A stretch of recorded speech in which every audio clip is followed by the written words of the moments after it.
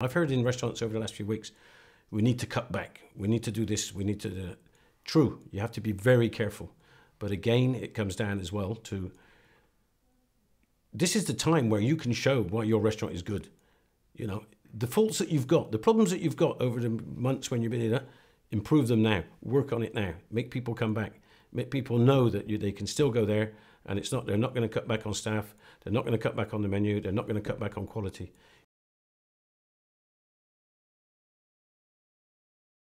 Every morning, the restaurant manager, the head chef, the head receptionist, if you've got a bar manager should have 10, 15 minutes together. At 11 o'clock or half 11, whatever time suits them, but run briefly through the day before. Make sure, you know, any little problems that occurred. Run through today's business. You know, who's coming? Who's coming in today? Oh, is he coming? Is it? Oh, yeah, look, remember, he likes this and everything. You know, guest history, another one to go back on. But they should have a little meeting every morning so that the chef, all of a sudden it comes up, oh, there's a birthday cake for a party of 6 tonight. Are you sure? I haven't got that. You know, it just rings alarm bells. You know, and this is checklist, this is knowing what's happening.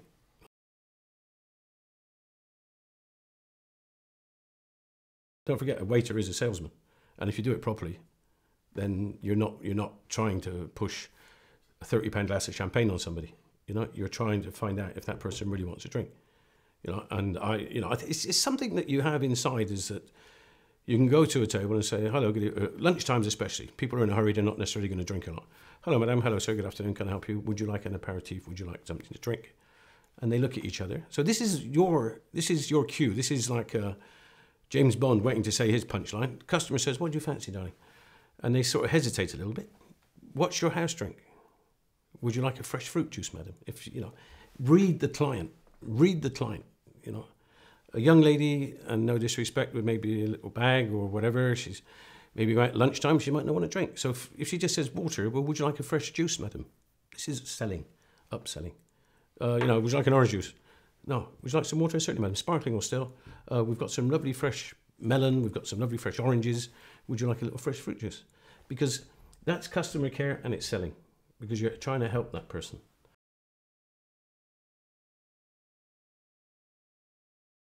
Another selling point I love, again, is this one, is where you go to a table, hello, madam, sir, would you like dessert? And when you get that little hesitation, I don't know, do you want one? I'm not sure. Would you like to share one? Oh, that's a good idea. It's a sell. £8, £9, you've sold it. You know. Plus, you're going to serve something nice to the client, so they're going to go away and say, you know what, we had a really nice lunch, and we didn't feel pushed into this, we didn't feel pushed into that, and it can be done.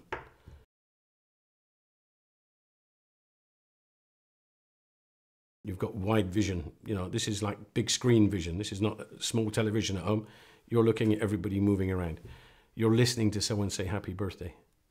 You're listening to say somebody, you know, oh, this is a bit salty. You're listening to say, this is really nice. And this is where you react. And this is what customer care is about. But it's a mixture. Customer care and upselling, they go together. You know, they have, for me, they go together. Is that you can't do one without the other. You can push hard. You know, we've all know the restaurants where you've got a sommelier or somebody who says, well, they asked for that bottle, and the bottle's at £200 when he wanted something that was maybe quite similar name, which was £40 a bottle. So what do you get? You get the argument. Don't look for arguments. Some people in restaurants look for arguments.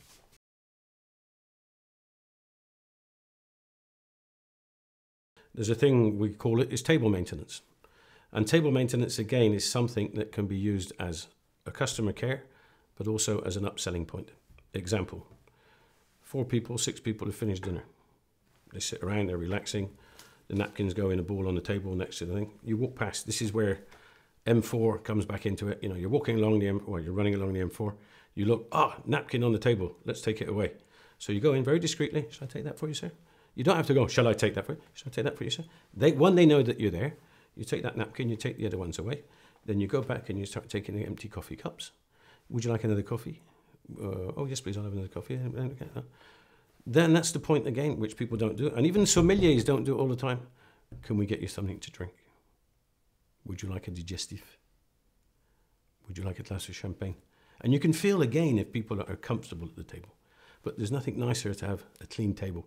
So all I want to see on the table when I'm managing a restaurant at the end of a meal is any glass that they might be using, water glass or the wine that's left, sugar bowl, And that's it. What else do you need?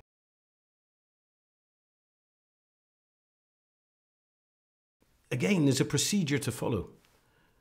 Would you like a dessert? Thank you very much. Would you like a dessert wine? Thank you very much. Would you like some coffee? Yes, thank you very much. Coffee's done. Coffee. Would you like a digestive? No, thanks. What do? You check the bill.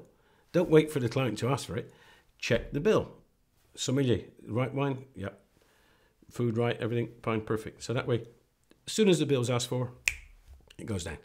You can't wait. The bill is the same as the main course, starter, dessert, drink, everything. And that's the restaurant business, from A to Z. Be ready when you open the door and be prepared because you don't know what's going to happen. But just be the best and you can get through this crunch.